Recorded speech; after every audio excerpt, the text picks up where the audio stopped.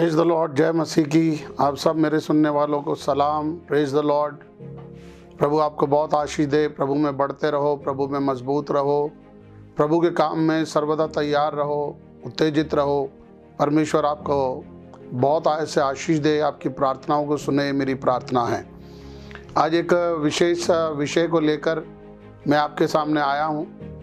ये जो अभी समय हमारा चल रहा है, इस समय बहुत सारे लोगों ने मुझसे एक सवाल किया और उस सवाल के जवाब में मैं इस वीडियो को आपके पास लाना चाहता हूँ। सवाल ये है कि हम जो धर्मी हैं, हम जो प्रभु के लोग हैं, पासबान हैं, अच्छे वर्शिप लीडर्स हैं, बहुत सारे अच्छे मसीह, अच्छे विश्वासी लोगों के जीवन में इस समय बीमारी, समस्याएं, मुश्किलें आई हैं।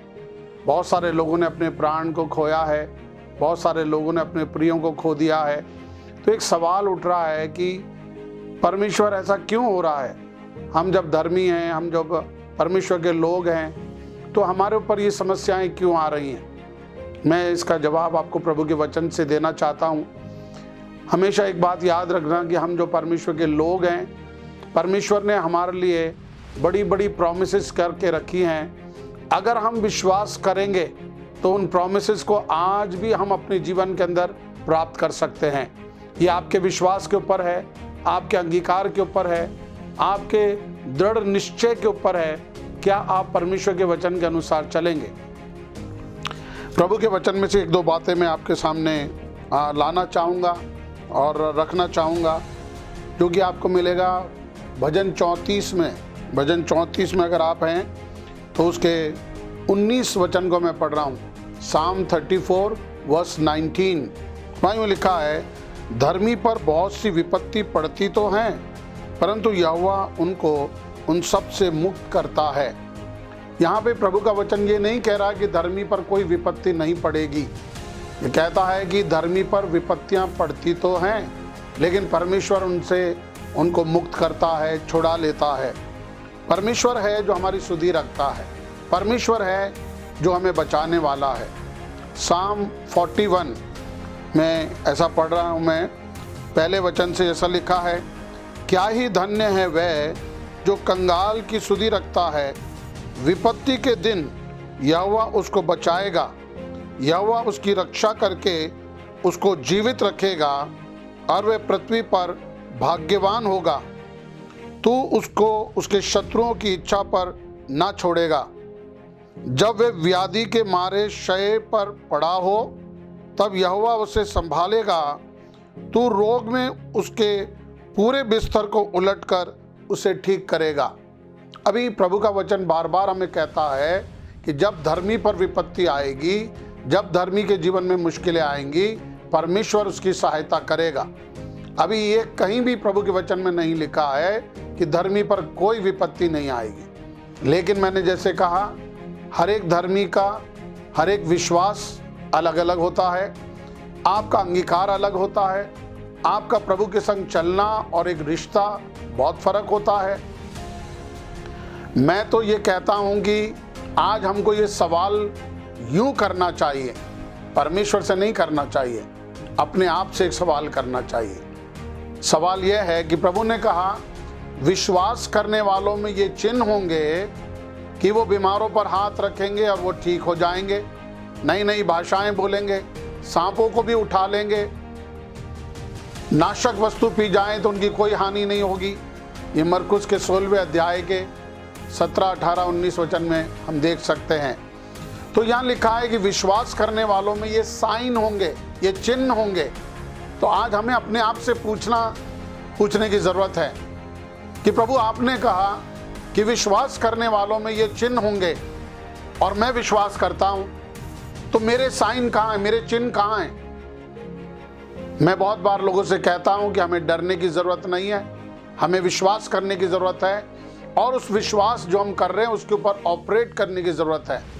अगर आप अपने हाथ बीमार पे रखेंगे वो ठीक हो जाएगा, लेकिन आज लोग इतने डरे हुए बीमार के पास ही जाने को तैयार नहीं है, बीमार के घर भी जाने को तैयार नहीं है।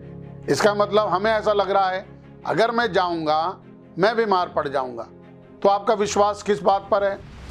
जो संसार कह रहा है, जो डॉक्टर्स कह रहे हैं, जो आज परिस्थिति हमें नज़र आ रही है, हम उसको विश्वास कर रहे हैं। हम परमेश्वर के वचन पर विश्वास शायद नहीं कर पा रहे क्योंकि सिचुएशन बहुत टफ है।